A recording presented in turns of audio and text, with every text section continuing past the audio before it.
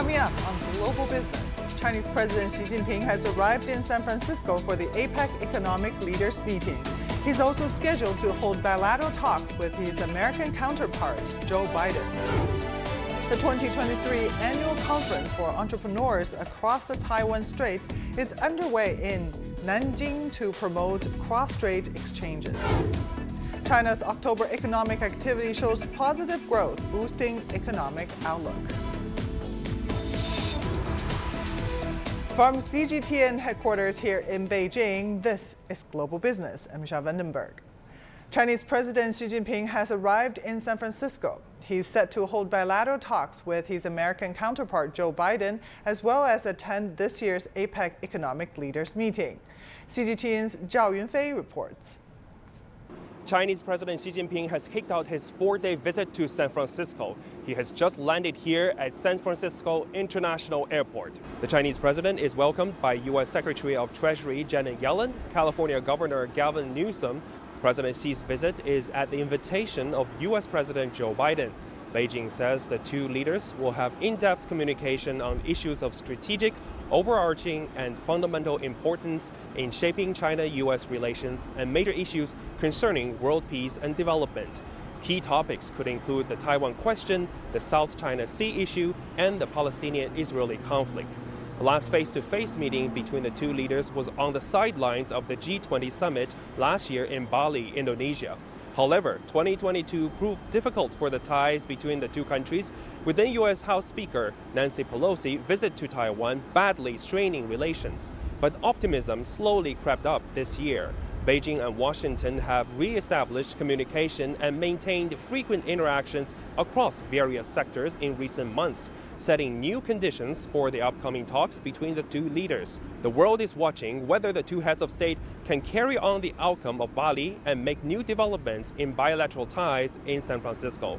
U.S. officials, think tank experts, and entrepreneurs have welcomed President Xi's visit. I get excited when I see the leader of China and the leader of the United States putting aside all of the differences and the geopolitical challenges that their teams are discussing on a regular basis to sit down at APEC, because they recognize the importance of this type of engagement. And this has been a period of remarkable engagement, really historic over the last few years. So I'm really encouraged, and I feel hopeful there's going to be some good progress coming out of this. President Xi is welcomed by local Chinese compatriots on his way to downtown San Francisco.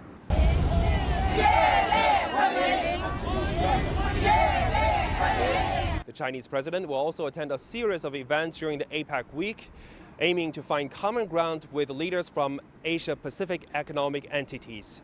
It's another commitment from the world's second largest economy, signifying its dedication to building a community of a shared future.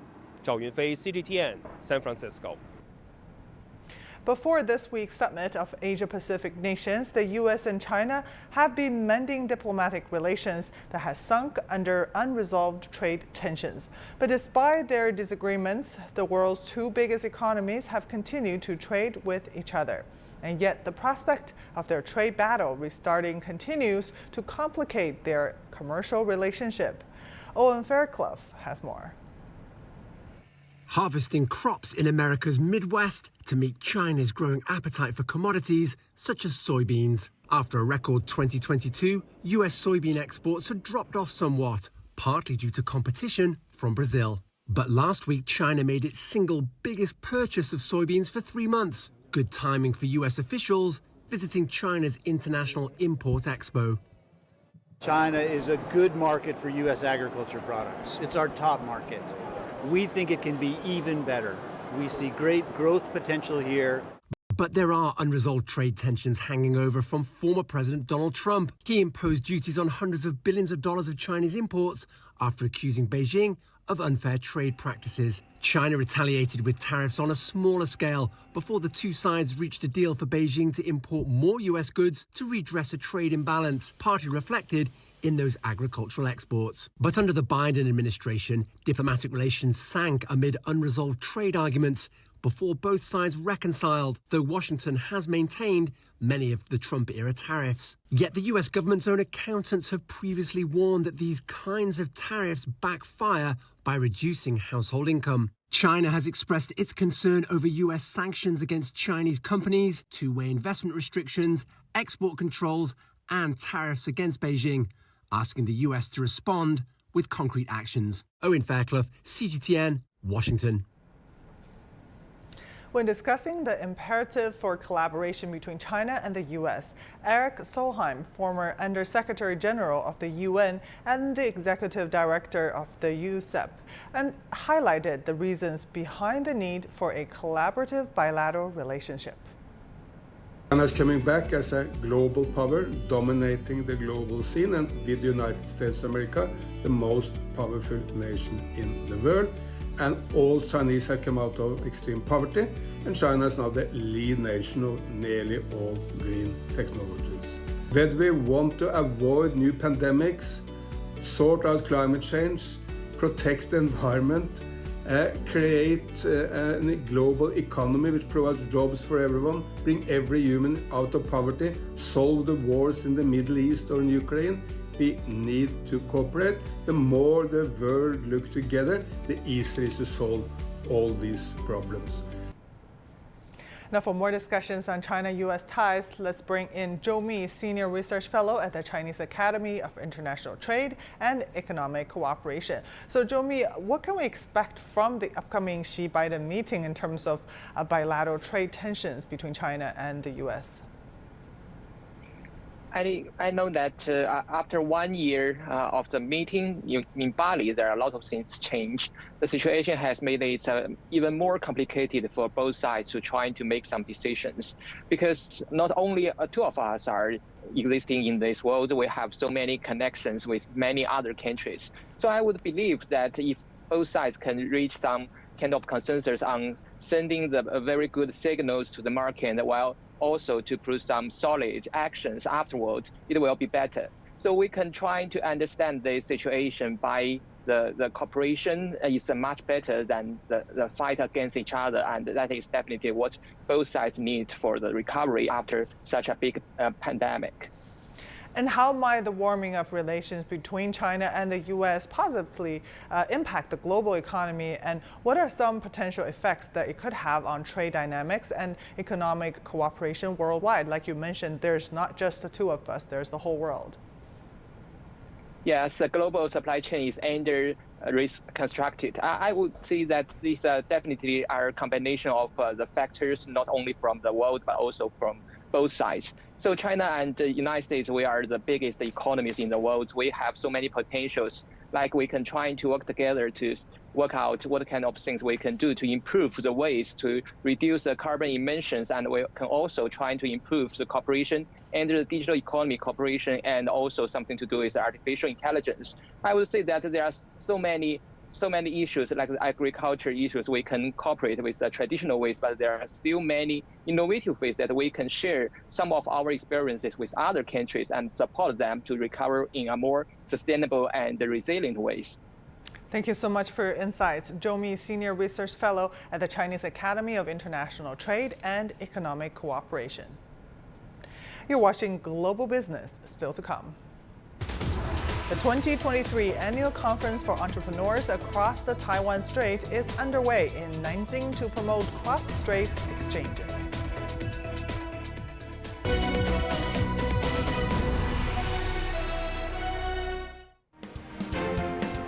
From sustainability and digitalization to trade, health, and energy security, 21 major Asia-Pacific economies gather to address the most pressing global challenges and to create a future of sustainable economic growth.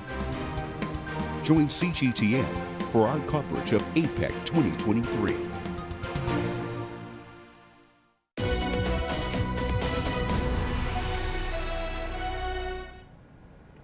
The 2023 Annual Conference of the Summit for Entrepreneurs Across the Taiwan Strait is underway in Nanjing, Jiangsu Province. The two-day summit aims to promote cross-strait exchanges, advance industrial cooperation, and foster mutual beneficial economic ties.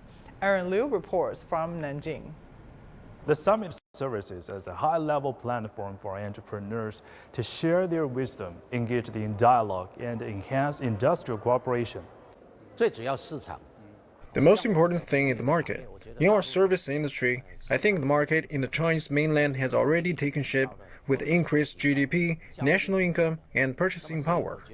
I believe many Taiwan-funded service businesses are coming to the mainland to set up shop, which brings new business opportunities. This year's summit has delved into discussions on how entrepreneurs can seize opportunities presented by the new development pattern, facilitate the integration of Taiwan-funded enterprises into the mainland domestic market, and deepen the integration of cross-strait industrial supply chains. I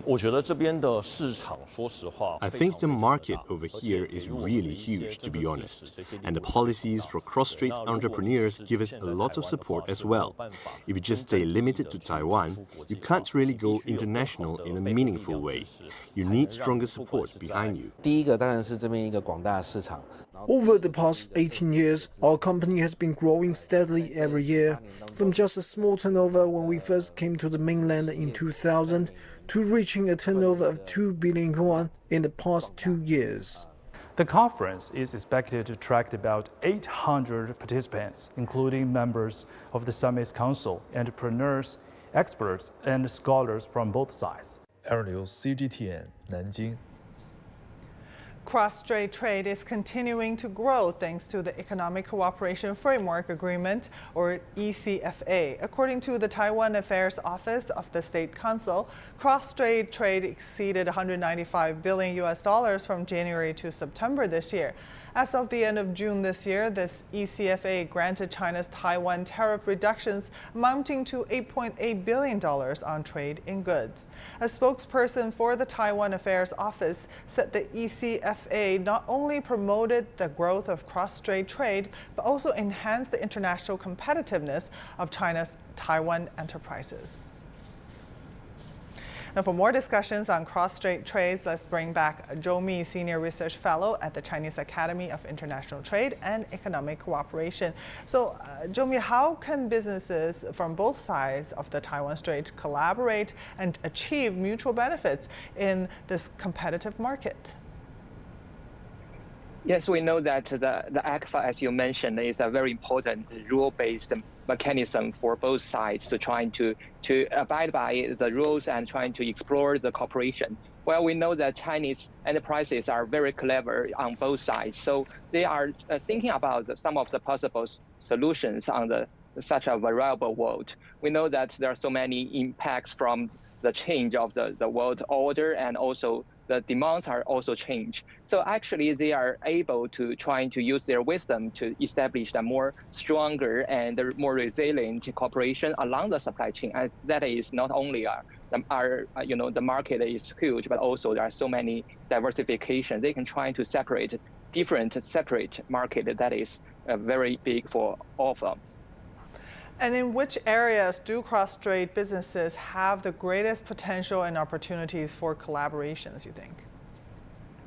Yeah, if we're looking at the structure of the trade, I would say that agriculture would be one of that. And also, we have so many cooperation on the semiconductors and also something to do with the marine economies. We know the world is under change. I believe that there are more possibilities for us to do something cooperation on the renewable energy and also on the digital economies. It's not only are producing some products, but also trying to provide better services and integrated systems to support the markets to address their demands. All right. Thanks again for your insights, Zhou Mi, Senior Research Fellow at the Chinese Academy of International Trade and Economic Cooperation.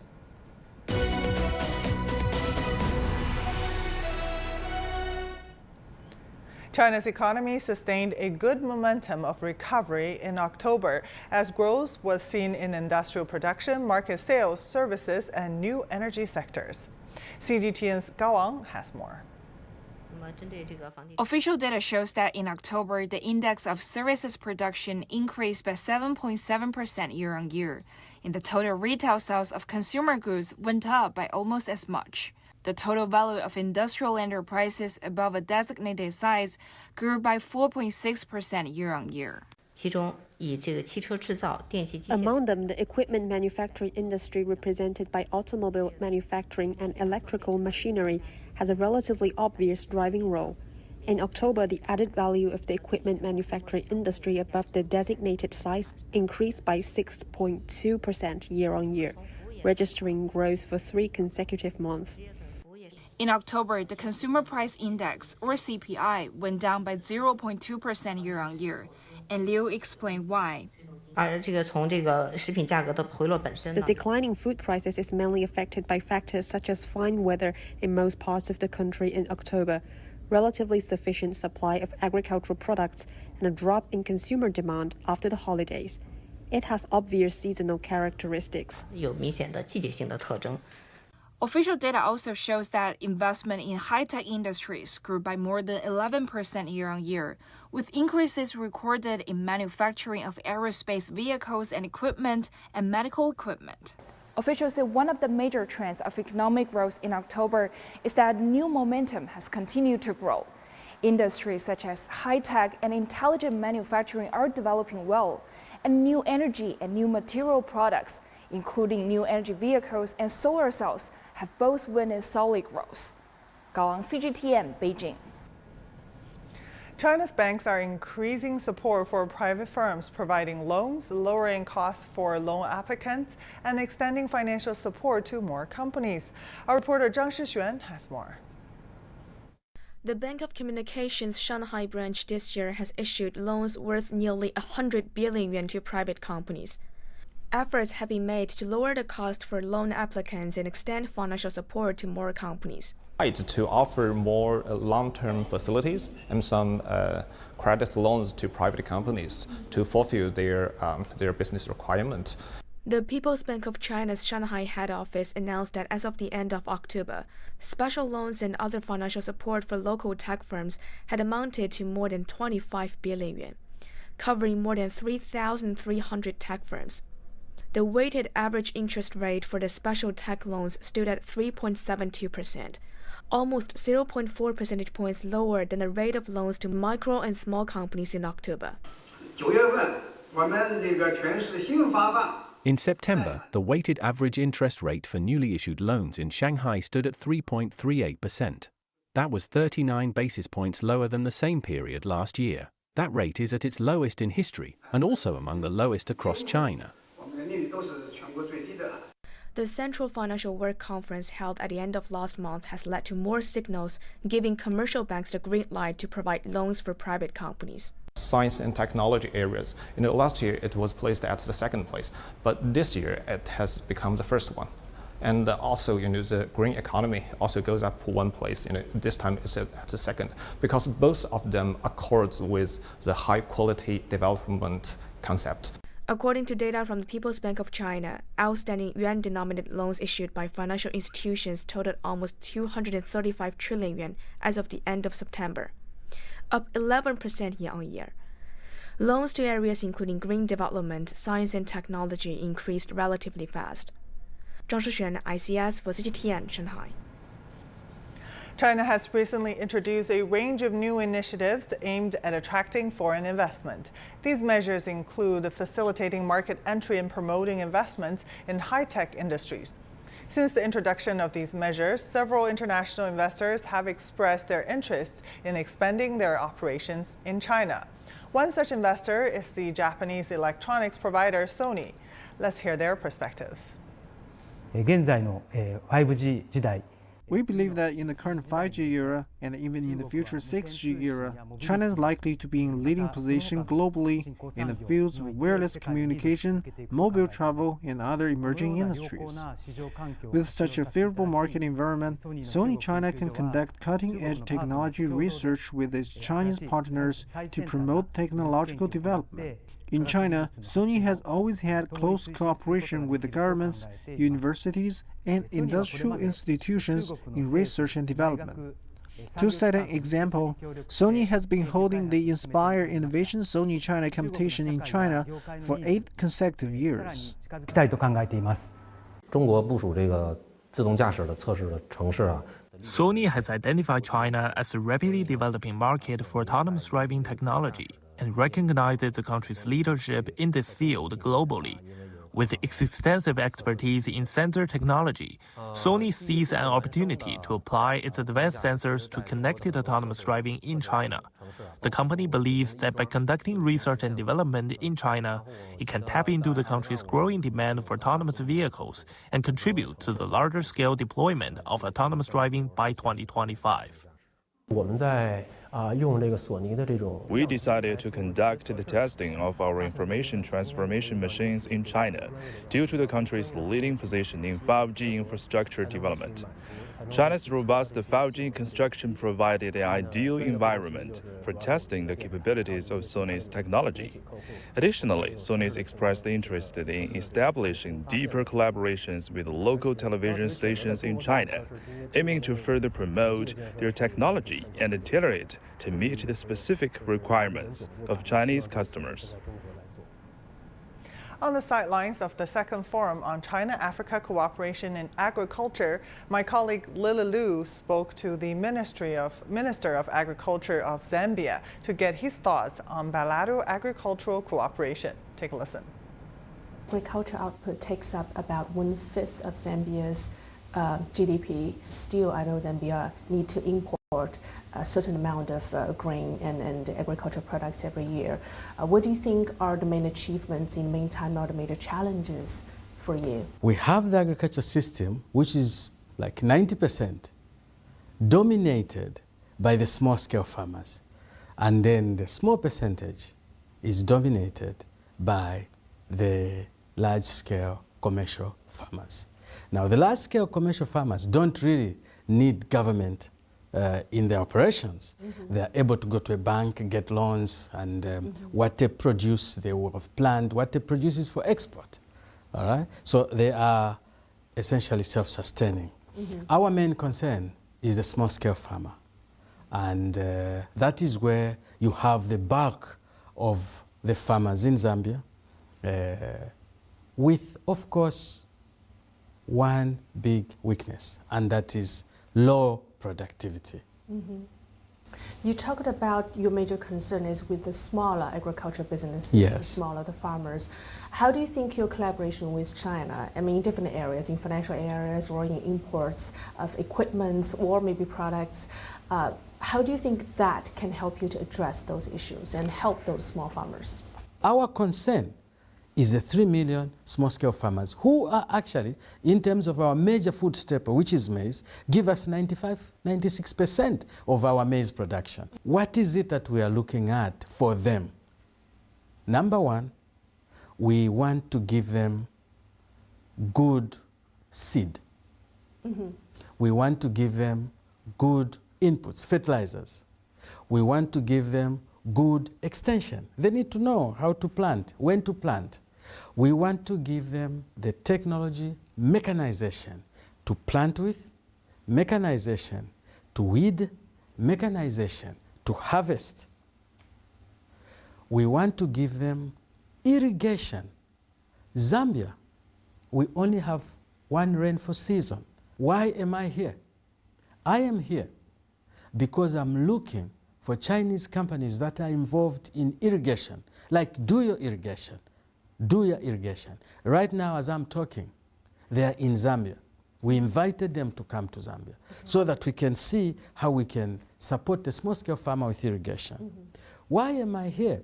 We want to encourage Chinese companies to set up production factories in Zambia to produce equipment that we can use for production, like tractors. Zhejiang is stepping up its green transformation with 20 industrial parks and 100 factories newly recognized by the provincial government as low-carbon facilities. Companies based in the province also have a strong presence in the national-level green factory list. Zhang Shixuan reports. Picking up the iron ore, throwing it into a basket, melting it down and then pouring the molten steel into a mold. This factory is producing frames for sewing machines. There's only a bit dust in the air inside this production area, and it's all thanks to the new upgrades to the manufacturing process. 特别是我们的电炉这个原材料，我们的原材料。In the production process, the smelting of raw materials will generate large amounts of smoke. So, for each electric stove that has a way out, we have installed dust absorption equipment. We also have a system to monitor the pollution data. There have been some thorough upgrades to the company's facilities that were built in the 1990s.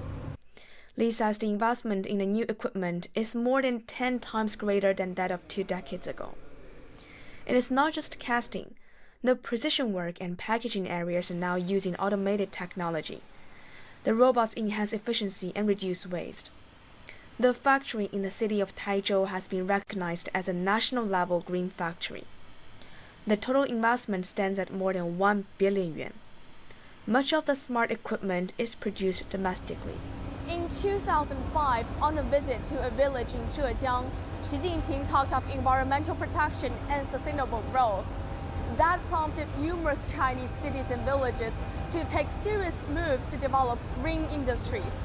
Green transformation at industrial factories has been among top priorities. Huge investment has been made to replace these old equipment and build new facilities, and it's paying off. In the short term, we can see a reduction in costs. For example, on each of the work lines, we used to have dozens of or even more than 100 workers. But now, we only need less than 10 people for equipment maintenance and adjusting parameters. That has lowered the labor costs. And our product quality has improved significantly. Earlier this year, we sold more than 100,000 units of a new product on the day it was released. Many of our clients, especially listed companies, have been paying more attention to ESG, so green development is an inevitable trend. Green transformation has brought in an increasing number of new clients and orders. The company now exports its products to more than 160 countries and regions. Our product's qualification rate has risen from 90% to 98%. The utilization rate of raw materials has grown 8 percentage points. The plant's rooftops are also covered with photovoltaic panels that generate up to 30% of the facility's electricity. The factory opened just 3 years ago. It now produces around 1 million sewing machines annually. Zhang Shixuan, ICS for CGTN, Taizhou, Zhejiang Province. And that will do it for this edition of Global Business. I'm Xia Vandenberg in Beijing. Thank you for watching. Bye for now.